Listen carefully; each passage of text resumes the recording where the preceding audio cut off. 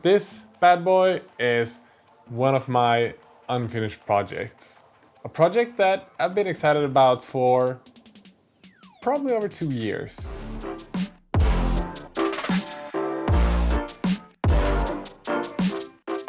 This video does not have a sponsor, so I would just like to let you know that I have some amazing new designs over at my Teespring store. If you want to look awesome representing Squidmar or supporting this channel a bit while still getting something awesome to wear, please check out the link in the video description. And since I started the YouTube channel, I pretty much haven't done a single project for myself. But then I was sent these small packages with tiny goblins by Terrible Kids Stuff. It's not this week's sponsor, but they're running a Kickstarter. I think they look awesome. And it actually got me really excited because the plan with this one was that I wanted to build a forest goblin army. I have a lot of forest goblins.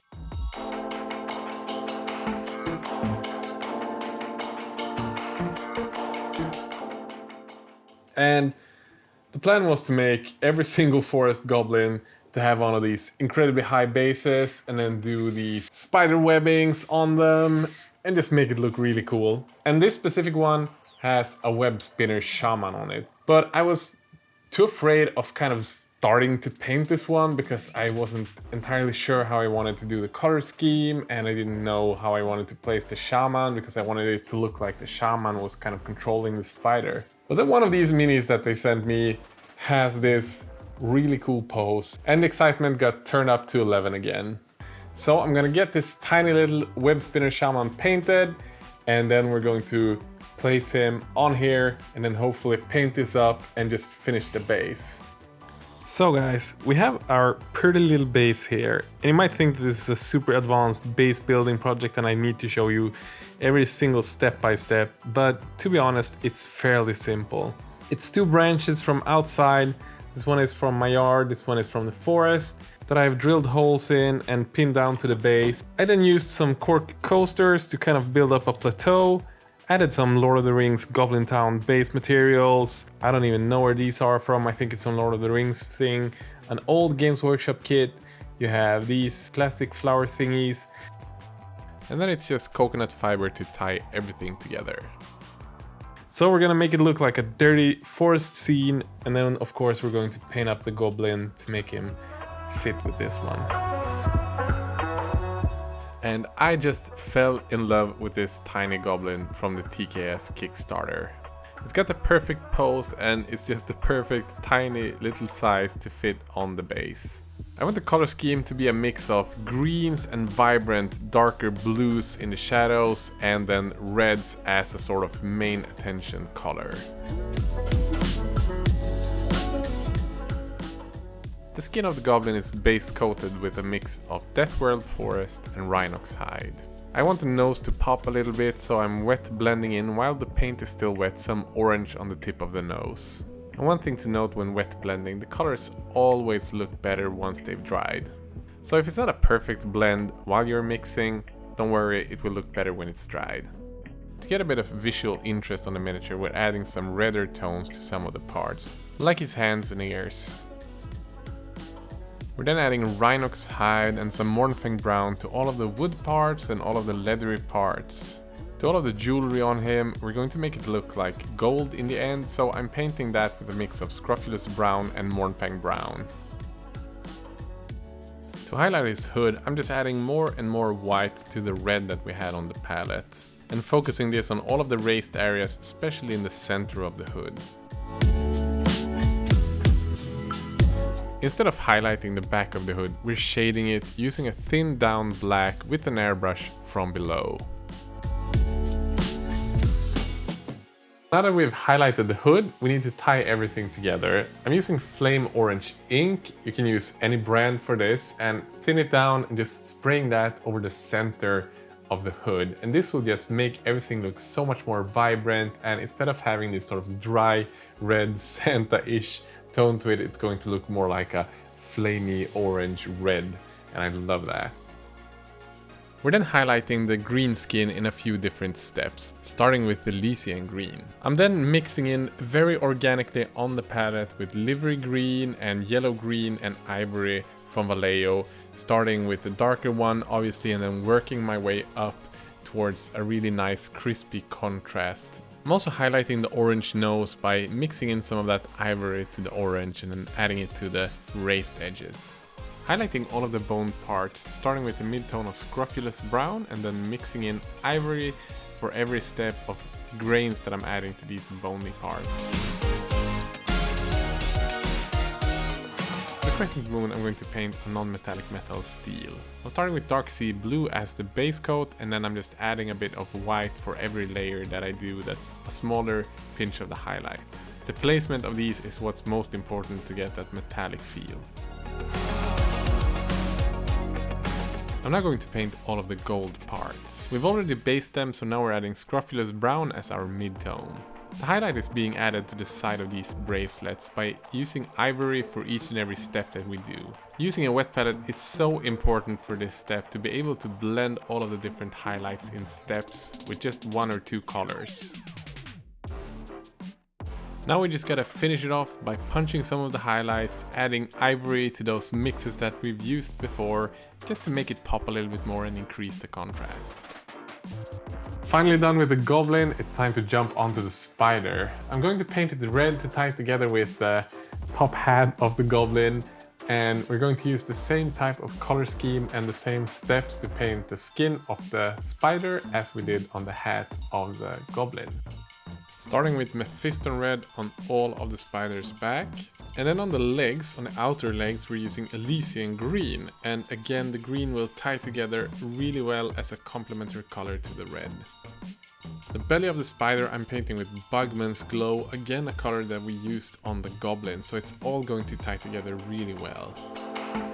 The shadows on the spider is going to be such an important piece to get right. Using P3 red ink, I'm spraying from what will be underneath of the spider when it's on its base. It's really important to mind the angle here, as we need to remember what angle it's going to have once it's placed on the base. If not, it's going to look really funky.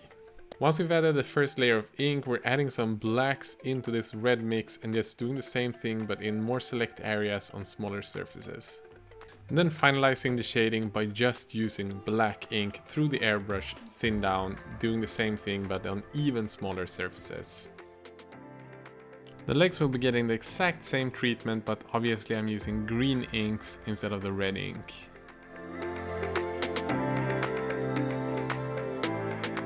I'm just adding a thin layer of ultra matte varnish from AK Interactive because I will be holding the miniature with my hand during the whole painting session. I just want to be a little bit extra safe.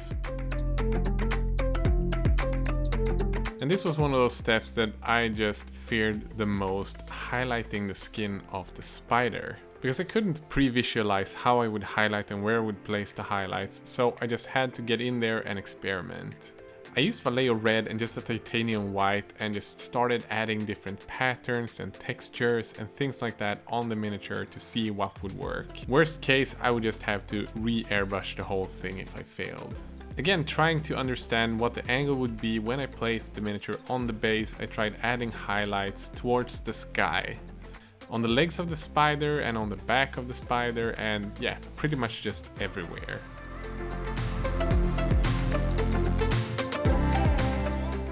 After a while I figured out that on this big surface it would probably be best to get a general highlight using a dry brush.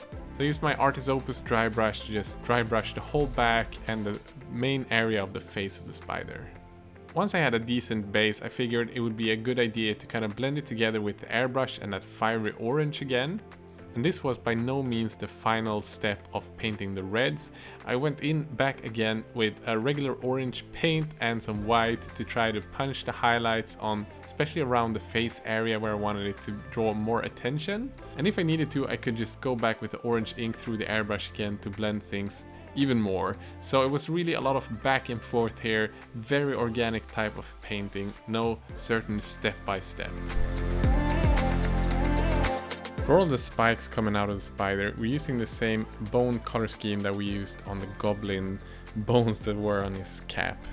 So we start with Rhinox hide as the base color, highlighting a mid-tone with scrofulous brown, and then just adding more and more ivory on smaller and smaller surfaces to really make the bones pop and feel volumetric.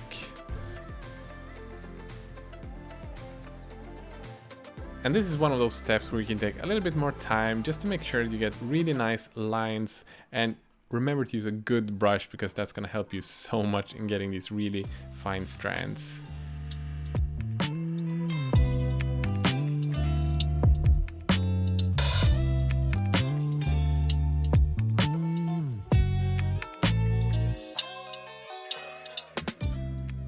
And now we're highlighting all of the green parts of the legs the same way that we did on the goblin skin. Using Elysian green as the base, and then we mix in lively green, yellow green and ivory from Vallejo, and just trying to figure out where the highlights would be placed, and then going smaller and smaller on the surfaces the brighter we go with the colors.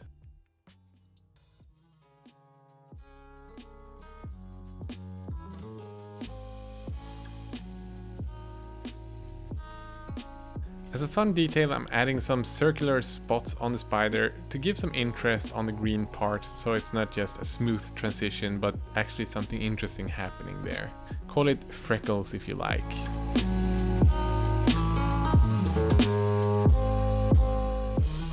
And I mentioned earlier that I would highlight back up a little bit on the skin of the spider. So I'm using oranges and whites to just punch in details, maybe be a bit more careful of the placements.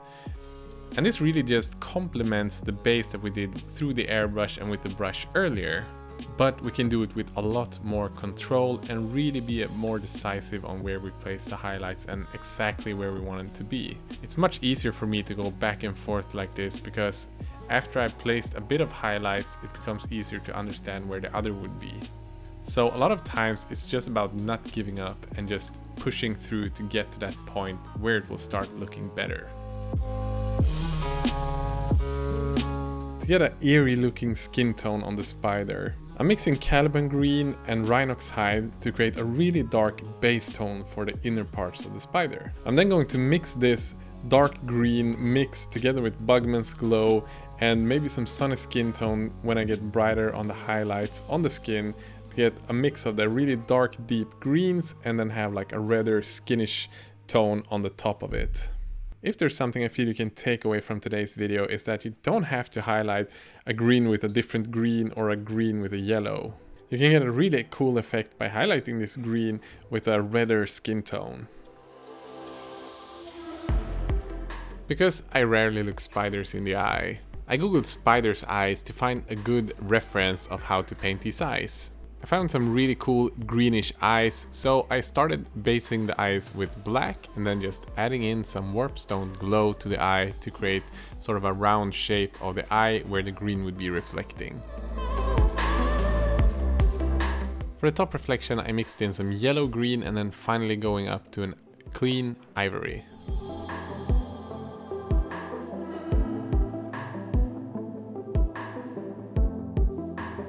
So I'm finally finished with the miniatures and I'm really happy how they look so far. What we now gotta do though is to finish the base, and we gotta start by painting it. I wanted to do something ridiculously colorful and poppy and just feeling like a jungle and forest at the same time, almost like a magical feel. So I used a technique that I learned from Craft World, and that is underpainting. Instead of basing every single part in the color that it's supposed to be, I'm just slapping on colors to create an atmosphere. Lots of blues and turquoise in the shadows and greens and oranges in the highlight. This creates an atmosphere for me so that when I finally start adding in the textures and painting in the highlights, I will have this underpaint sort of creating the atmosphere for the highlight as well. I'm just slapping colors on as there's no tomorrow using a large dry brush. And all of the paints just blends together. We're now heading into one of the parts that I found to be the most difficult of this whole project. I'm painting in wood grains. Starting with Mornfang brown, going up to Deathclaw brown, and then adding a bit of ivory to the Deathclaw brown to paint the final highlights. There's really no blueprint for how to do this. You gotta experiment, gotta try it out, and gotta test where your kind of artistic freedom leads you. Because of the natural surface, it was really hard on the brush and it made it really difficult to get straight lines in there. But I persevered and I came out with something that I'm super proud of, and I think the wood just looks amazing. Instead of painting the ruins grey like rock, I wanted to make them feel again magical as a part of the forest. As though they've been there for ages and there's green stuff growing on it and there's these bacteria and whatever could be in the forest that just turned everything green. I'm using moot green as my highlight color, thinning it down on the palette and just creating different patterns on these rock parts. If I need to highlight something, I'm adding in ivory to it to create like a highlight punch to certain areas, but as the base color is kind of dark, the dark green and the dark blues, I don't really need to add a lot of highlight color to it.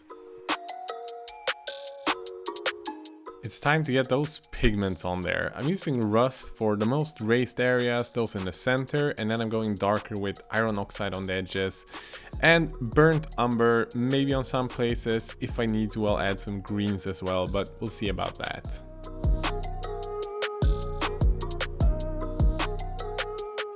I'm then sealing the pigments by using an airbrush and ultra matte varnish from a distance on a really low pressure.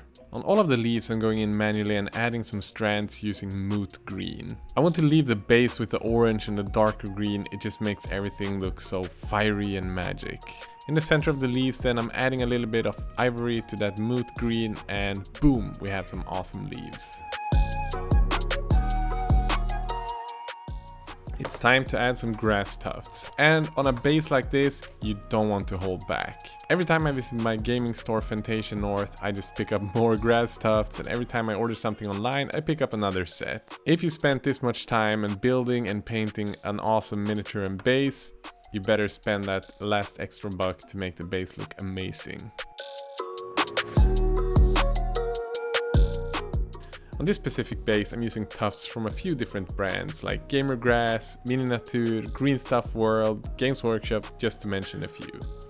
Building up an arsenal of different grass tufts and flock and things like that is going to take you a while and do it over a longer period, but once you've done that, you're gonna have something that you're gonna have joy with over all of your different projects, no matter what basing style you're going for. We're nearing the end of a long project, a 2-year-long project. I'm going to pin the spider to the base because it's so big and the connection points are so small. I drill a hole in the miniature and on the base and then just glue the two together. To make it even safer, I'm also gluing the other parts together with super glue and some coconut fiber again to make some sort of cement and make sure that it just sticks on the base because I don't want this to break. All I had to do now was to fix some sort of spider webbing. My first idea was to use some fishing net to create a spider web, but it failed miserably. I then tried with steel wire, but the one I had was just too thick and ended up looking really funky. In the end, I ended up using some sewing threads, tying 3 longer lines together by the center, and then going in a circle around it, gluing it together with super glue and activator.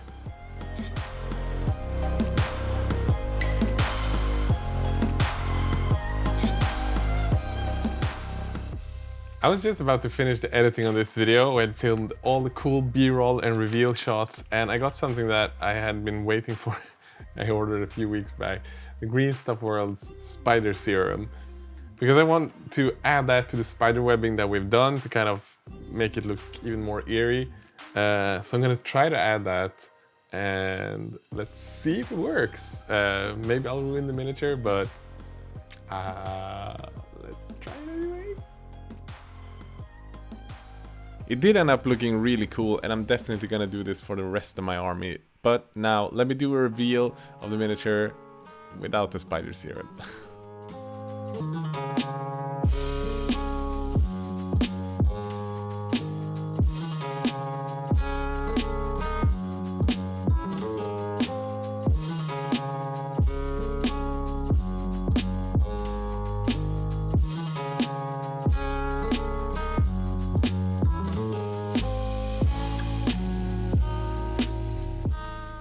So friends, I hope you had a lot of fun doing this with me today.